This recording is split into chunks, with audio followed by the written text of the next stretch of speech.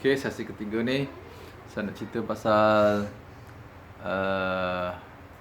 khasiat atau manfaat bekas air bila kita menyimpan air minuman dalam bekas tanah liat.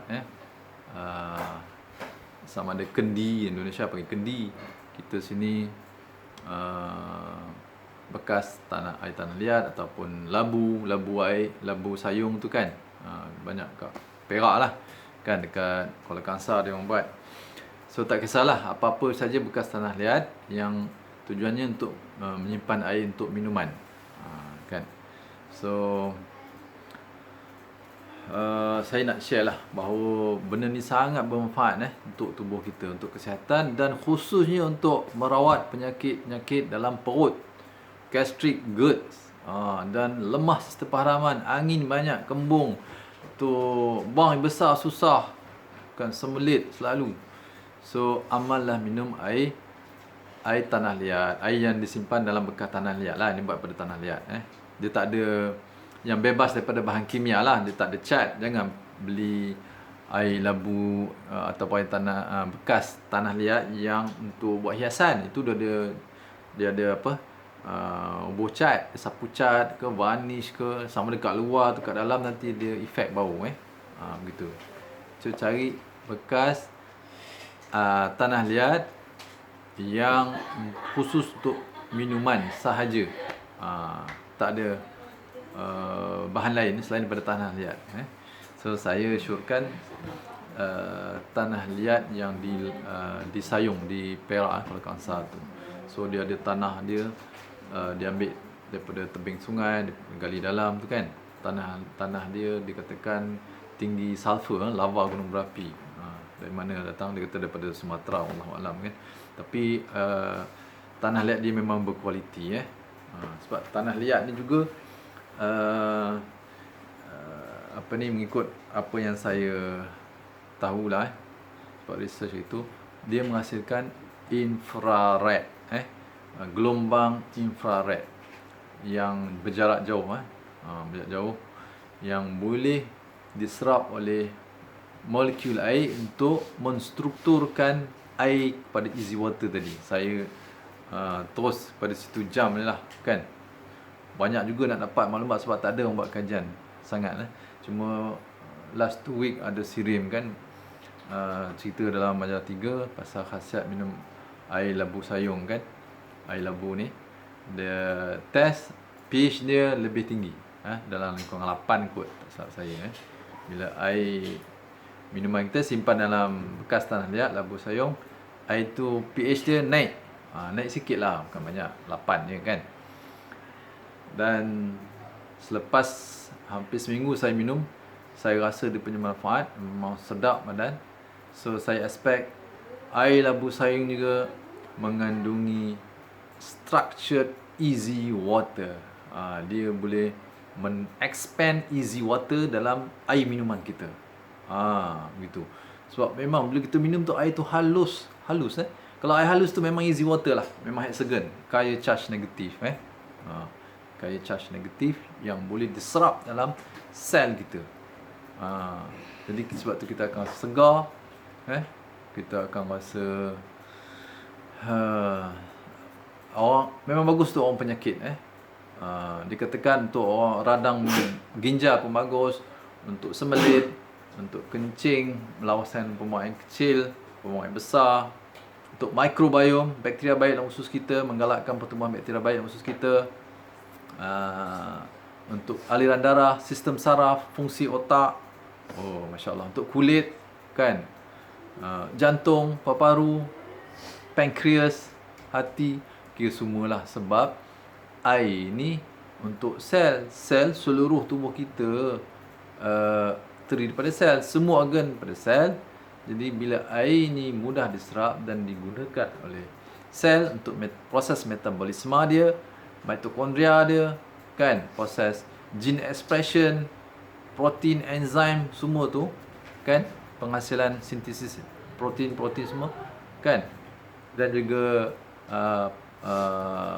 untuk menghasilkan protein berfungsi, tertiary punya protein kan, lipatan folding protein, semua memerlukan air yang bercas negatif, ion negatif. So barulah protein dihasilkan dalam sel dapat berfungsi, mempunyai fisiologi. Kalau protein itu enzim lah fungsinya, kan. Kalau dalam perut kita untuk menghadam makanan. Kalau dalam sel, enzim tu macam-macam proses lah, proses metabolisme, tukar bahan ni pada bahan ni, gula, nak tukar untuk membakar kalori, gula, lemak, kan. Proses sintesis, proses menguraikan, dipanggil proses katabolisme, dan proses anabolisme, metabolisme, macam-macam proses, kan. So dan juga saraf kita menghasilkan impuls macam aliran elektrik, juga memerlukan air yang bercas negatif, kaya charge negatif. Gitu. Dan komunikasi antar sel memerlukan air yang bercas negatif. So air hidup, air charge negatif ni air structured easy water. Alright. So saya dah minum, memang rasa makanan cepat hazam. Perut memang rasa best, sedap. Masya Allah. Bila minum air tanah liat ni dia rasa lah, memang best lah. Saya rasa kalau untuk orang gastrik dengan GERD, dengan anxiety panic attack, memang sangat sesuai dan sebenarnya memang bagus lah. Sebab dia untuk sel kita, kan. Orang gastrik ni dia lemah penghadaman, kan. Ingat asid dia, pH tinggi, dengan microbiome dia, semua tu, kan. Jadi minum air, kalau boleh air tapis yang dah buang klorin semua tu. Lepas tu baru kita masuk dalam labu ni, simpanan labu 2-3 jam dah boleh minum. Dia akan sejuk sendiri, Masya Allah. Air tu sejuk disebabkan keporosan permukaan tanah liat, labu sayung tu. Dia poros maknanya dia ada liang-liang halus kecil-kecil. Jadi air tu boleh mengalir across the dinding labu, kan, dan dia tersejak ke udara. Bila dia sejak udara, dia bawa haba. Jadi dia menyejukkan labu dan juga kandungan air di dalamnya. Masya Allah, gitu. So untuk sistem penghadaman sama. So sistem penghadaman ni, perut kita, usus kecil dan usus besar, ini mainkan peranan sangat penting untuk kesihatan tubuh kita dan malah untuk reverse penyakit, kalau penyakit, kan. Begitu. Alright. Jadi penting kita menjaga sistem penghadaman kita. Selain bermakanan, juga air ni. Dan air ni bila kita minum, dia tak berkocak perut. Dia sangat cepat serap. Dan kalau macam itu, dia boleh efisienkan, memberi kesan kepada metabolisme sel yang berkesan. So dia boleh bantu slimming ataupun menguruskan badan. Siapa yang banyak lemak, kan, susah nak buang lemak, nak bakar lemak, kan, minum air daripada tanah liat. Tak payahlah sebut easy water, air tanah liat ataupun air labu sayung, tak kira lah, apa-apa tanah liat pun boleh, kan. Bukan dekat Perak je buat, negeri lain pun buat juga, kan. Indonesia pun ada, mana tempat pun ada. So yang penting air tanah liat, tapi kena tanah liat tu yang khusus lah, nak buat labu, nak buat bekas untuk minuman yang bersih, ada proses dia, kan. Gitu. Dan tidak menggunakan cat-cat ke varnish ke bahan kimia lah dalam pembuatan labu tu. So labu sayung ni dia hitam. Sepatutnya tanah liat kan warna merah, dia hitam sebab lepas pembakaran dia akan disaluti dengan sekam padi. Jadi dia hitam. Sekam padi ni kaya silika.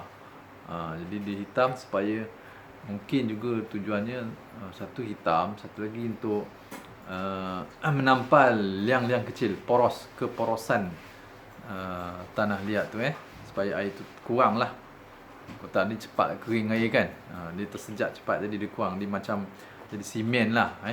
Jadi sekam tu dia kandungan silika dia tinggi. Itu saya punya fikirannya lah. Betul tak betul tak tahulah, kan. Alright. So menambah silika lah, menambah silika dalam air minuman kita. So silika dalam minuman, silika terlarut, kan, sangat bermanfaat untuk tubuh kita juga. So bagus minum labu sayung yang warna hitam yang menggunakan sekam padi, yang dihitamkan dengan sekam padi, tu yang dibakar lah labu tu kan. Alright. So insyaAllah boleh merawat penyakit metabolik. Dan juga bila easy water ni, air tanah liat ni, air labu sayung ni, dia dapat melancarkan peredaran darah. Dan juga dia menyebabkan sel darah merah kita akan terpisah. Dia bukan melekat. Kalau tengok bawah mikroskop, orang zaman sekarang ni, zaman moden, kebanyakannya sel darah merah dia berjalan, bergerak dalam kumpulan-kumpulan darah. Sebab dia melekat, dia macam pulau-pulau sel darah merah. Itu tak sihat. Itu menunjukkan makanan kita banyak makanan bergoreng, trans fat, margarine, shortening. Itulah punca dia. Sel darah merah kita melekat jadi pulau-pulau sel darah merah, dan dia mengurangkan oksigen, dan virus duduk kat situ. Jadi sistem imun kita, sel imun kita tak boleh attack dia. Dia menyuruk dekat pulau sel darah merah. Dengan minum air labu sayung, air tanah liat ni, atau air easy water secara umum, ataupun air yang mesin yang ada molecular hydrogen water, dia boleh memisahkan sel darah merah ni. Jadi oksigen level meningkat, sel transit oksigen masuk kat paru-paru kan, dalam sel darah merah pun meningkat, karbon dioksida dikeluar pun lebih efisien kan, sebab luas permukaan dia dah lebih luas, dia tertanggal kan. Itu sepatutnya. Orang dulu-dulu memang sel darah merah begitu sebab makanan dia orang kan. Sekarang banyak makan makanan segera, McDonald, KFC, goreng-goreng kan, cake, shortening 3-in-1, coffee mate. Ini minyak-minyak fatty chemicals ni. Ini menyebabkan tu sel darah merah melekat. Dan juga kalau kita minum air yang bukan easy water lah, maknanya air yang tak ada easy water atau sangat sedikit. Sebenarnya semua air ada easy water, semua banyak atau sikit. Banyak atau sikit, semua ada kan, begitu. Jadi kita kena minum air hidup ni, air tanah liat, air labu sayung, untuk peredaran darah kita yang lancar, dan juga mengelak pertumbuhan yeast, virus, dan kuman-kuman dalam darah. Jadi kita terelak daripada infection secara tak langsung. Dan zaman corona ni baguslah minum air labu sayung, because kita punya sistem imun boleh attack direct pada virus. Dia tak boleh menyurut dalam pulau sel darah merah kita tu. Ini salah satu punca orang senang kena infection zaman sekarang ni, sebab punca pemakanan. Kita nak elak virus tu 100% tak boleh kan. Daripada makanan, udara, air, tangan kita semua ni ada virus. Kita nak cuci dengan hand sanitizer kan, dia masuk ke hidung pula udara kan. So memang hampir-hampir mustahil lah nak jaga virus tu masuk dalam badan kita. Hampir mustahil, mesti ada punya. Tapi bila kita minum air tanah liat ni, insya-Allah mencegah kita daripada jangkitan kuman-kuman, termasuk virus-virus, macam-macam virus lah, virus corona pun lah. Sebab tu orang minum, Dr. Nadine Darus kan, dia suruh minum zaman corona ni, minum air kelapa muda untuk menghidratkan sel. Dia pun kaya easy water dan menyebabkan sel darah merah tu berjalan satu persatu secara berasingan. Begitu. Air kelapa muda. Alright. So banyak manfaat sangat banyak. Bila kita minum air hidup, air labu sayung ni, air tanah liat ni adalah air hidup. Bukan untuk penyakit-penyakit betul, semalah kuman semua sekali. Dia tidak direct bunuh kuman tu, tapi sistem imun kita berfungsi, dia boleh attack direct. Ini kalau sel darah merah berkumpul jadi pulau, lagi besar pulau-pulau kan. So saya ingat vaksin pun tak load, because antibody hasil, tapi antibody nak attach dekat virus tu macam mana? Dia duduk menyeruk dekat dalam tu kan. Tak boleh. Kan? That's why berlaku juga infection. Kan? So penting juga kita jaga pemakanan. Kan? Dan mengambil air yang berkualiti, air hidup ni. Masya Allah. Gitu dia punya. Jadi sebenarnya kesihatan dan mengelak penyakit, mencegah penyakit ni semua secara holistik. Bukan kita amalkan satu-satu jenis diet, satu-satu jenis suplemen, ataupun dengan senaman saja, jaga tidur saja, kan? Jaga makan saja, tak. Secara holistik, secara menyeluruh lah, lifestyle sekali. Dan pemakanan pun secara menyeluruh. Bukan pasal makan gula lah, makan gluten lah, makan apa, daging merah, tak ada kena-mengena tu semua. Kalau kita amal secara holistik, secara sederhana, ikut sunnah, insya-Allah sebenarnya itu lagi kuat menguatkan tubuh kita, sistem imun tubuh kita dengan fungsi dengan elok. Ini yang jadi masalah ni, kita jaga satu perkara, hal ni kita tak jaga, kan? So memanglah orang yang nak makan minyak banyak memang tak boleh makan gula lah. Gula dia shoot sebab sel darah merah dia dah block, dah tutup. Gula tak boleh masuk sel. Reseptor insulin dia tak boleh masuk. Dah di attach dengan minyak-minyak goreng-goreng ni. That's why tak boleh makan gula. Betul lah. Kan? Nak makan karbo nasi pun tak boleh. Kan? Nak makan buah durian tak boleh. Nak makan kambing pun naik tekanan darah. Semua jadi sampah dalam darah. Masuk dalam darah, tak boleh guna, badan tak boleh guna. Sebab makanan, kalori yang kita makan tu tak boleh dibawa masuk dalam sel. Disebabkan oleh kandungan makanan mengandungi minyak masak, trans fat, margarine, shortening, fatty chemical, semua ni. Ini semua akan menyebabkan nutrien dalam makanan tu tak dapat diserap dalam sel. Jadi sampah, duduk lama dalam darah kita, rosaklah. Jadi kalau letak kat luar kan, cuba letak makanan kat luar, jadi apa? Sehari, 2, 3, 4 hari, rosaklah dia kan. Itu dalam badan kita. Dia perlu digunakan, dah guna, hasil buangannya dia perlu dibuang, disingkir, dikumur. Itu je konsep dia. Bukan tak boleh makan ni, tak boleh makan ni, banyak benar tak boleh makan. Sebab puncanya sistem kita tak berfungsi. Tu yang tak boleh makan macam-macam. Jadi kita betulkan balik secara betul, baru kita boleh makan. Tapi mengikut cara sihat lah, kan? Gitu. Prinsip-prinsip makanan saya dah gariskan dalam video-video yang lepas. Dah ada 200 video. Boleh rujuk balik. Tengok dalam playlist, kan? Subscribe, tengok playlist, kan? Gastrik, apa, jantung, kecil manis, darah tinggi, macam-macam lah, kan? Makanan sihat macam mana. So ni semua sangat penting, sangat penting, ya. So kita kena faham konsep secara menyeluruh. Bukan nak jadi expert, tapi sekurang-kurangnya kita nak amal bagi manfaat pada diri kita, kan? Okay, alright. So semoga manfaat. Kita dapat minum air yang berkhasiat, air hidup, air tanah liat, air labu sayung. Kalau ada orang ada mesin yang ada hidrogen, molekular hydrogen water, itu pun sangat bagus. Tinggi hidrogen, dia sebagai antioksidan, kan? Antioksidan yang sangat bermanfaat lah, sangat bermanfaat, dan dia tidak ada kesan adverse. Dia tidak menjejaskan fungsi mitokondria, begitu. Antioksidan kalau banyak sangat, kan, pun tak boleh. Tapi molekular hidrogen dia special. Dia special. Itu sangat teknikal nak cerita. So boleh minum saja air-air yang bagus.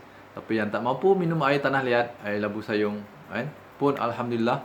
Dan saya dapat tahu bahawa air structured water paling stabil dalam tanah liat. Maknanya structured water dihasilkan dalam tanah liat paling stabil. Dan kaedah untuk menghasilkan easy water dengan pancaran matahari, sinar matahari dengan far infrared tu, kan, itu paling berkesan untuk expand easy water dalam air. Ini dua kaedah, matahari dan juga tanah liat, masya-Allah. So teknologi orang Melayu zaman dulu memang ada. Bentuk labu tu sendiri pun dah menyebabkan air yang mengalir dia akan menyebabkan ada kesan spiral air tu kan, dia berpusing. Bentuk labu tu menghasilkan structured easy water juga. Bukan tanah liat tu saja, bukan kesan pada tanah liat, tapi bentuk tu, masya-Allah, teknologi orang Melayu zaman dulu. Sekarang baru kita faham. So banyak benda kita boleh kaitkan dengan easy water, kesan-kesan dia. Nanti kita cerita lagi lah. Sangat luas. Kita nak apply easy water ni kepada kesihatan, kepada kehidupan kita kan, pada tumbuh-tumbuhan dan juga banyak kehidupan. Begitu. So sangat menarik dan masya-Allah. Ada satu perkara nanti saya sebut je lah nanti. Kenapa kita apply herba dekat kulit, kita rasa boleh merawat, sakit hilang. Kalau misalnya orang ada macam mana sakit lutut, sakit kepala, dia sapu je hilang. Kalau yang drug ni lain lah kan, macam balm buat pada mentol tu semua chemical kan, dia boleh penetrate kan. Essential oil pun dia boleh penetrate masuk dalam. Tapi kalau macam herba macam saya buat gel bidara, minyak bidara, minyak luban, just sapu je, tapi kita rasa badan segar dan rasa kalau angin, dikeluarkan angin. Saya rasa benda ni semua ada kaitan dengan easy water. Dia boleh mengaruhkan easy water dalam cecair darah kita, masya-Allah. Macam tadilah, kita pegang pokok, tapi kita jaga pemakanan baru boleh rasa benda ni. Kita rasa oksigen dan segar badan kita, sebab darah tu jalan efisien. So perubahannya sikit kita rasa, badan kita boleh rasa. Dia meningkatkan oksigen dan peredaran darah. Sangat efisien.